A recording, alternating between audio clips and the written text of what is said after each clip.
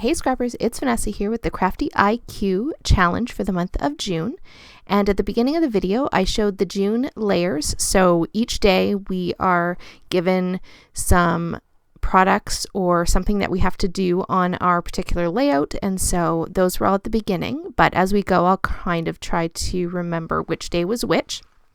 I will also have the links to everyone who is playing along in the description box below, and so you can check out everyone's videos and what they created with these same layers, as well as the Facebook group. So if you've not participated with Crafty IQ, you can check it out there as well.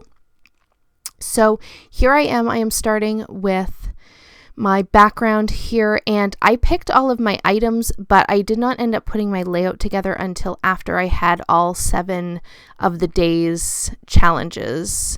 So last month, I actually put it together pretty much every day, a piece at a time, whereas this one I ended up doing at the end. So a bit different for this one.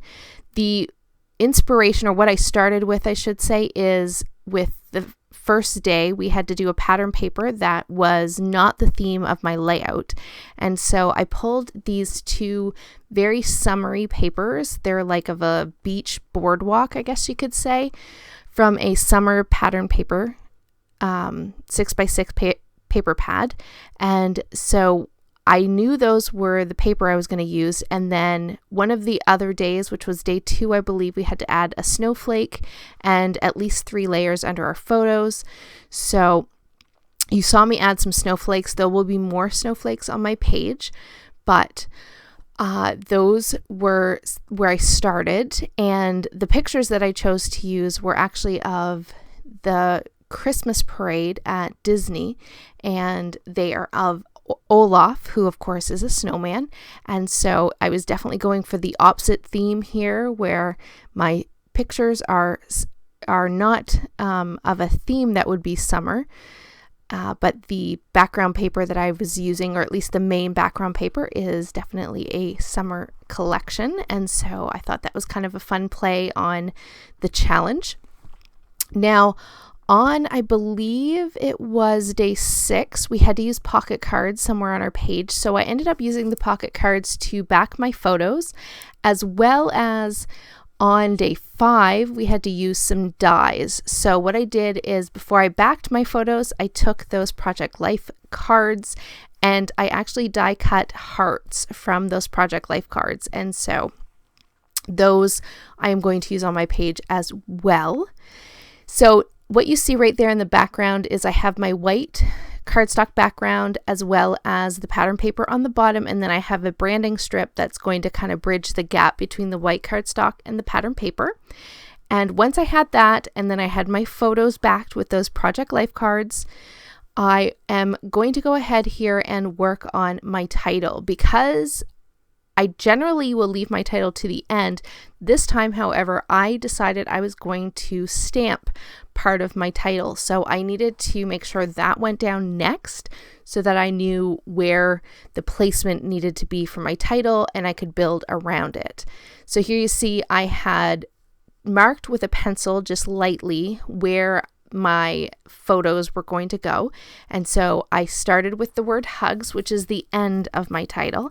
And then on, I believe, oh goodness, I think it was day 6 as well, we had to use a pre-made word or title. So I had this pre-made thicker title that was the word warm. And so I grabbed that, and actually those were from the Hip Kit, and they were puffy title stickers, I believe, or something along that line. So warm is the word I'm using for that. And then I'm going to take the rest of my title here and stamp it out on the first photo, or just above that first photo. So this is why I had to make sure that my placement was exactly where I wanted it before I started laying anything else out for this layout.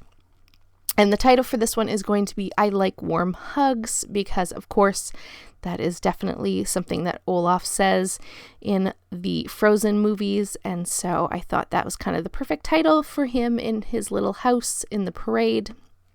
And so here you see I am finished now with my title. I know that it nestles perfectly with the photos right underneath, and I really like how this is turning out. So at this point, I have my 3 layers under my photos. I have my snowflakes. I have my pattern paper. I have my stamping. I have my dies that I cut in hearts, which are going to come into play right here in just a few minutes as I build out my clusters. I have my pre-made word. My pocket cards are actually the patterns that are behind my photos, as well as I have splatters that I also did over top of those stenciled snowflakes. And I do add a puffy sticker as we go along here at the end. I only do 1 puffy sticker, so that was kind of a cheat, but I do get 1 on there. I am going to have sort of 3 embellishment clusters. I have 1 to the top left of the photo, another to sort of the top right of the layout, and then this 3rd one with the snowman down here at the bottom right of the 2nd photo. So here you see most of my embellishing is down, and I am playing with those die cut hearts, just trying to balance the color of the blues, pinks, and yellows in each of the clusters, just making sure that I have each one of those colors represented, just to give each of my little embellishment clusters some continuity and make sure that they all kind of coordinate together. They don't all have a snowman, so they don't all have the same elements, but I tried to keep the colors the same. So once I had everything in place and I really liked how it was looking, I did go ahead and off camera, I went ahead and glued everything down. And here is where I'm grabbing that 1 little puffy sticker, which was from a very old hip kit. And I only had a couple of the puffy stickers left. I grabbed that 1 arrow, and it's going to live up there in that top right cluster. Now, on day 3, we had to do a repeating row of elements, and so I figured for me the easiest way to incorporate that at this point was to take out some enamel dots, and I'm going to do clusters of 3, or I should say rows of 3, in keeping with our challenge. And then I'm just going to use up the rest of those enamel dots that were the same color, and just to get those used up. But now I have my repeating rows of 3, and with that, it completes my layout. So guys, I will leave you with my still photos, and don't forget all of the links are listed down below. And with that, guys, I will catch you on the next one. Have a great day, everybody.